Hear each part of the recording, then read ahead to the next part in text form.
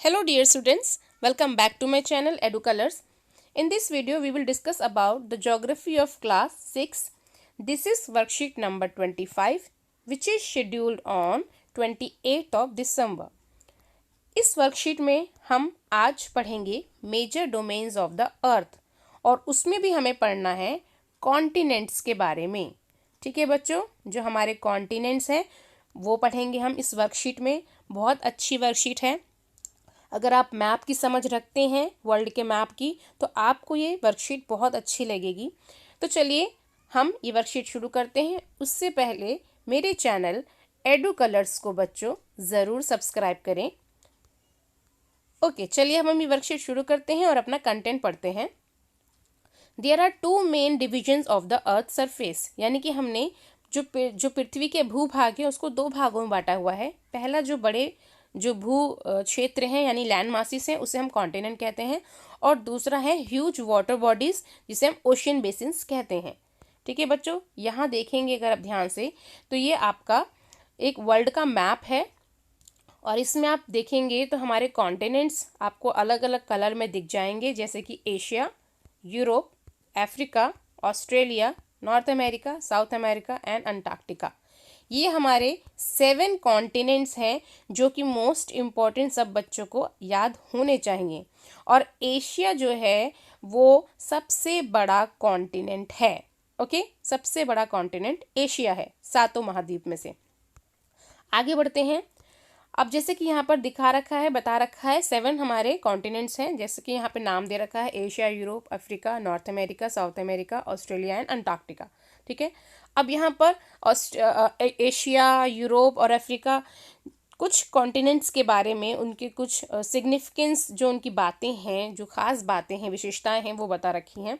जैसे कि जो एशिया कॉन्टिनेंट है वो वर्ल्ड का सबसे लार्जेस्ट कॉन्टिनेंट है, यानी कि 1/3 ऑफ टोटल लैंड जो है वो पूरे अर्थ का वो सबसे ज़्यादा एशिया में ही है, और ये ईस्टर्न हेमिस्फेयर में है। अब मैं आपको ईस्टर्न हेमिस्फेयर समझाती हूँ कि ईस्टर्न हेमिस्फेयर क्या होता है। जैसे कि आप देखेंगे यहाँ पर ये हमारी अर्थ है और ये बीच में जो हमारी इमेजिनरी लाइन जा रही है वो है इक्वेटर।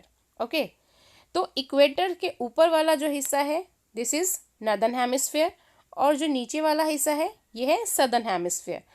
और यहाँ पर हमारी इंग्लैंड से होके ग्रीनविच लाइन जा रही है, ये भी एक इमेजिनरी लाइन है। तो ये वाला जो स्फेयर है ये हो गया ईस्टर्न हेमिस्फेयर, और ये वाला जो हेमिस्फेयर है ये हो गया वेस्टर्न हेमिस्फेयर। तो एशिया की जो लोकेशन हुई वो कहाँ हुई, अगर आप ध्यान से देखेंगे ये वाली हुई। ठीक है ना, एशिया की लोकेशन हुई north eastern hemisphere. Okay, north eastern hemisphere में एशिया जो है वो लोकेट है। Tropic of cancer passes through this continent. अगर आप ध्यान से देखेंगे तो ये हो गई इक्वेटर, ये हो गई ट्रॉपिक ऑफ कैंसर, और ये ट्रॉपिक ऑफ कैप्रिकॉर्न। हमारी 3 इमेजिनरी लाइंस हैं।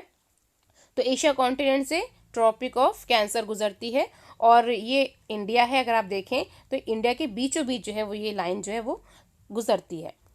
आगे पढ़ते हैं हम। Asia is separated from Europe by the Ural mountains on the west. और अगर आप यहाँ पर देखेंगे ये वाला जो आप एक रेड कलर से माउंटेन देख रहे हैं ये है यूराल माउंटेन। ये क्या करता है, ये एशिया को यूरोप से एक तरीके से अलग कर रहा है, बाउंड्री है। ठीक है, और जो ये वाला जो एरिया है जो लैंड टच हो रहा है एशिया और यूरोप का, इसे कहते हैं यूरेशिया। क्या बोलते हैं, यूरेशिया। ओके, यूराल पर्वत से, यूराल माउंटेन से अलग हो रहा है और इस एरिया को बोलते हैं यूरेशिया। यूरोप और एशिया का मिला के यूरेशिया। अगला जो हमारा कॉन्टिनेंट है वो है यूरोप। ये वेस्ट एशिया की तरफ पड़ता है, यानी कि एशिया के वेस्ट में है ये, और द आर्कटिक सर्कल यहाँ से गुजरता है, और ये 3 ओर से वाटर बॉडीज से कवर है। यहाँ पर आर्कटिक ओशन है, यहाँ पर अटलांटिक ओशन है, और यहाँ पर मेडिटेरियन सी है। ओके, 3 ओर से पानी से घिरा हुआ है। अब आते हैं अफ्रीका। अफ्रीका जो है वो एशिया के बाद सेकंड नंबर का बाय एरिया जो है वो सेकंड नंबर का कॉन्टिनेंट है। और यहाँ पर अगर हम ध्यान से देखें तो अगर मैं आपको यहाँ दिखाती हूँ जो हमारी इमेजिनरी लाइंस के बारे में मैंने अभी आपको बताया था, लाइक इक्वेटर ये है, ये ट्रॉपिक ऑफ कैंसर और ट्रॉपिक ऑफ कैप्रिकॉर्न। आप देखेंगे इस जो कॉन्टिनेंट है, ये तीनों इमेजिनरी लाइंस इस कॉन्टिनेंट से गुजरती हैं। ये ओनली ऐसा कॉन्टिनेंट है जहाँ से तीनों इमेजिनरी लाइंस जो हैं वो गुजर रही हैं। ओके बच्चों, ये बहुत ध्यान देने वाली बात है। यहाँ पर हम देखेंगे कि यहाँ पर सबसे बड़ा सहारा डेजर्ट भी है, जो कि वर्ल्ड का हॉटेस्ट प्लेस है। यहाँ के बहुत गर्मी होती है इस वजह से। और उसके बाद हम देखते हैं यहाँ पर ये पूरा जो अफ्रीका कॉन्टिनेंट है ये पानी से घिरा हुआ है। ठीक है, मैं अभी आपको बताती हूँ कौन से वाटर बॉडी से ये कवर है। यहाँ पे देखेंगे सदर्न ओशन है, यहाँ पे इंडियन ओशन है, या अटलांटिक ओशन है, या मेडिटेरियन सी है। तो एक तरीके से हर तरीके से ये अफ्रीका जो है वो वाटर बॉडी से कवर है।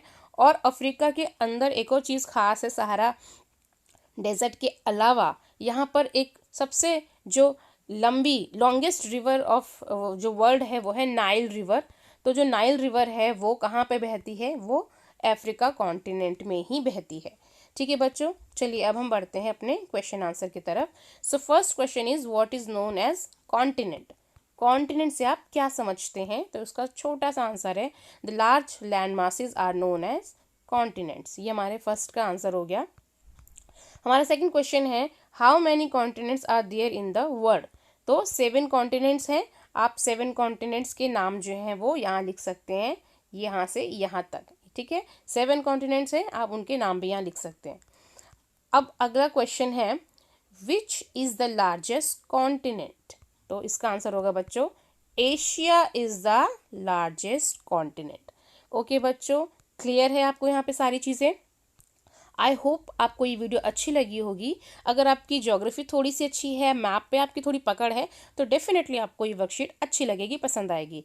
इसके अलावा मैंने अपने एडू कलर्स चैनल पर बच्चों जो ज्योग्राफी की मेरी प्लेलिस्ट है उस पर मैंने एडू कलर्स में एक 7 कॉन्टिनेंट्स यानी 7 महाद्वीप करके एक ऑलरेडी काफ़ी दिनों पहले मैंने एक बनाया था, अलग से पूरा वीडियो बनाया था। आप वो देख सकते हैं, उससे आपको चीज़ें और क्लियर हो जाएंगी और डीप उसमें मैंने हर कॉन्टिनेंट के बारे में बताया है। सो स्टूडेंट्स, अगर आपको मेरी वीडियो अच्छी लगती है तो इसे अपने फ्रेंड्स में शेयर करें। मेरे चैनल एडू कलर्स को ज़रूर सब्सक्राइब करें। वीडियो देखने के लिए थैंक यू सो मच।